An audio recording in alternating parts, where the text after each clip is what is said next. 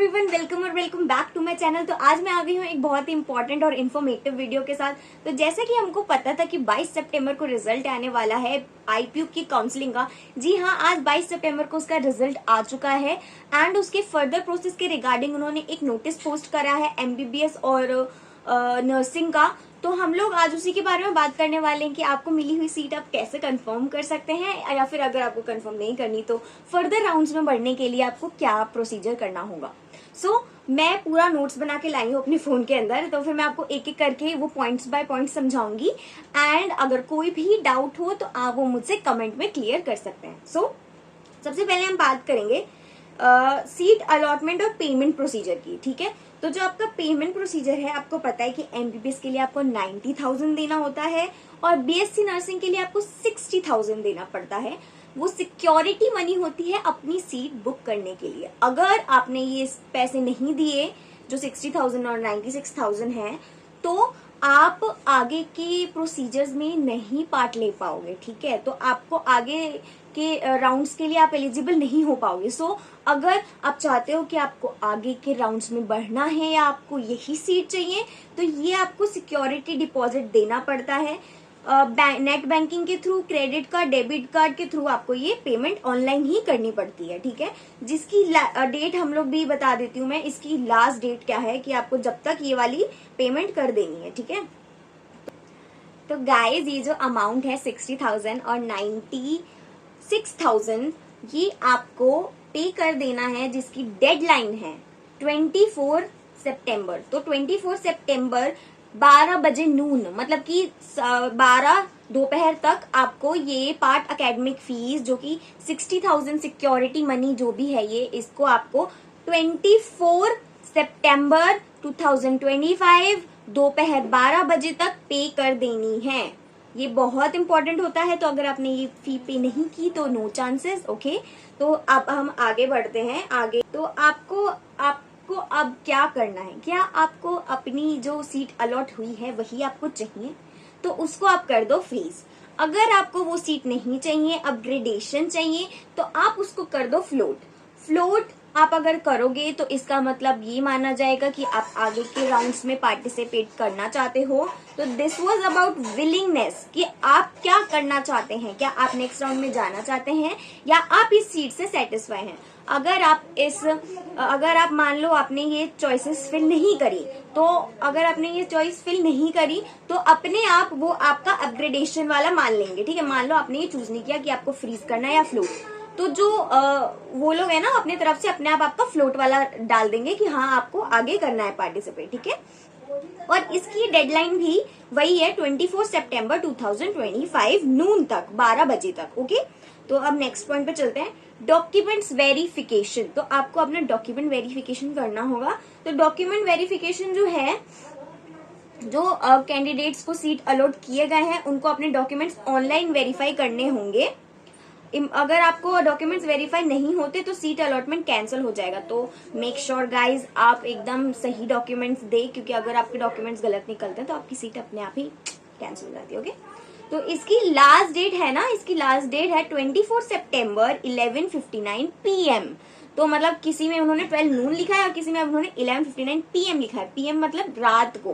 ठीक है, तो ये डेट्स बहुत ये डेट्स तो नहीं, ये हम लोग कई बार ना ये टाइम्स में कंफ्यूज हो जाते हैं कि टाइम क्या है। तो ये जो इसका टाइम है, इसका टाइम होने वाला है 11:59 PM, मतलब कि रात तक अपना डॉक्यूमेंट वेरिफिकेशन के लिए आप डाल सकते हो। तो 11:59 PM है 24 सितंबर जो सबकी डेट है। तो आगे हम बात करेंगे अलॉटमेंट। जो आपको अलॉट हुआ है कॉलेज, आपको वहां पे विजिट करना होगा फिजिकली। तो हम लोग बात करते हैं ये अपने अलॉटेड इंस्टीट्यूट में जो कैंडिडेट्स अलॉट हुए हैं उनको अपने अलॉटेड इंस्टीट्यूट में रिपोर्ट करना होगा सीट कंफर्मेशन के लिए। अगर आपको अपना सीट कंफर्म करना है तो आपको फिजिकल वहां पे जाना ही पड़ेगा। तो फिर अगर आप वहां पे जाएंगे फ्यूचर काउंसलिंग के लिए, आप तभी एलिजिबल होंगे। अगर आप रिपोर्ट करते हैं तो आप सब्सिक्वेंट राउंड के लिए एलिजिबल हो जाते हैं। ठीक है, मतलब कि आप बस एक बार रिपोर्ट करो, वहां पे पार्ट एकेडमिक फीस दो, ये सब इम्पोर्टेंट है अगर आपको नेक्स्ट राउंड में जाना है तो गाइज नेक्स्ट पॉइंट है अलॉटेड इंस्टीट्यूट में रिपोर्टिंग। तो मतलब कि जो आपको कॉलेज मिला है उसमें आपको फिजिकली जाना है। ठीक है, अपने डॉक्यूमेंट्स वेरिफिकेशन के लिए आई थिंक। तो उसका जो डेट है ना वो है 25 सितंबर से लेकर 26 सितंबर, और टाइम रहेगा इसका 11 AM to 6 PM, ठीक है। तो इतने तक आप अपने कॉलेज में जाके प्लीज रिपोर्ट करिएगा। सो अब नेक्स्ट बात हम लोग करते हैं इंस्ट्रक्शंस की, मतलब कि बी केयरफुल इन दैट। जो इम्पोर्टेंट नोट्स है इसमें आपको देखो टाइम को स्ट्रिक्टली फॉलो करो ऑब्वियसली, क्योंकि हम कई बार टाइम्स में गलती करते हैं, तो मैं इधर इधर लिख देती हूँ कि क्या टाइम है, तो वो सब आप नोट करके रखो, ठीक है, ताकि आपको बाद में हेल्प हो। और रिजल्ट चेक करना, देखो रिजल्ट आपको बताया नहीं जाता है कि हाँ, स्टूडेंट को कोई पर्सनली मेल नहीं आता कि आपको रिजल्ट आ गया है, आप चेक कर लो कौन सा इंस्टीट्यूट मिला है। आपको क्या करना होता है कि आपको लॉगिन करना होता है अपने पासवर्ड वगैरह डाल के, उसमें आपको पता चलता है कि आपको कौन सा इंस्टीट्यूट मिला है, आपका क्या स्टेटस है, तो वो सब आप खुद चेक करना, ठीक है। और हम लोग वो रिजर्व कैटेगरी की बात कर लेते हैं कि रिजर्व कैटेगरी है ना, जो SC ST OBC या फिर EWS वगैरह जो भी है, तो उनके सर्टिफिकेट को लेके बात की गई है इसमें कि अगर रिपोर्टिंग और डॉक्यूमेंट वेरिफिकेशन की बात की गई है कि अगर आप रिपोर्ट करोगे तो जो आपके डॉक्यूमेंट्स होने चाहिए ना वो एकदम सही होने चाहिए और सही टाइम के होने चाहिए। मतलब ये जो हम रिजर्व कैटेगरीज होते हैं उनका जो टाइम है ना, उनका एक वो डेडलाइन भी दिया हुआ है कि कब का आपका सर्टिफिकेट कब का इश्यू हुआ होना चाहिए। 1 अप्रैल 2025 तक का अगर आपका बना है तो ही सही रहेगा आपका सर्टिफिकेट। ओके, सो हम लोग अब नेक्स्ट बात करने वाले हैं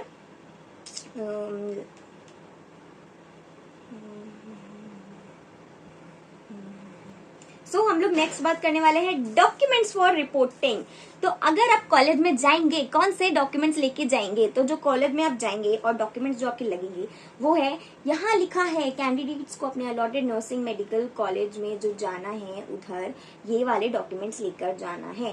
क्वालिफाइंग एग्जाम एलिजिबिलिटी डॉक्यूमेंट्स, मतलब कि क्लास 12th का मार्कशीट या सर्टिफिकेट, कैटेगरी सर्टिफिकेट अगर एप्लीकेबल है, अगर हो आप कैटेगरी किसी में ST SC OBC EWS physical handicap जो भी है, तो आप उसको भी अपने साथ लेकर जाए। नीट UG का स्कोर कार्ड लेकर जाए, अलॉटमेंट लेटर या प्रोविजनल लेटर लेकर जाए।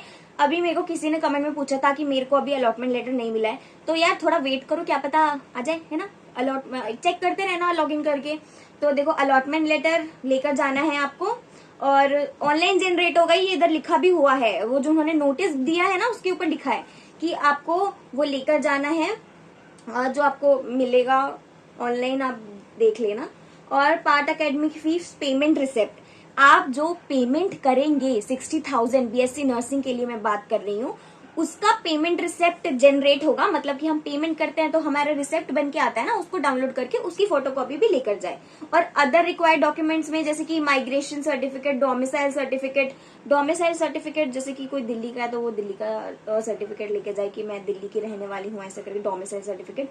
और फोटो आइडेंटिटी प्रूफ जैसे वही आधार कार्ड वगैरह जो भी होता है, आधार कार्ड, पैन कार्ड जो भी है। Guys this was it about this video. I hope आपको ये हेल्पफुल लगा हो, इन्फॉर्मेटिव लगा हो, एंड जो मैंने डेट्स बताई उसे प्लीज नोट करना और फास्ट एक्शन लेना, ठीक है, ताकि आपका जो आपको कॉलेज अलर्ट हुआ हो या फिर अगर आप फर्दर राउंड्स में जाना चाहते हो तो वो वेस्ट ना हो।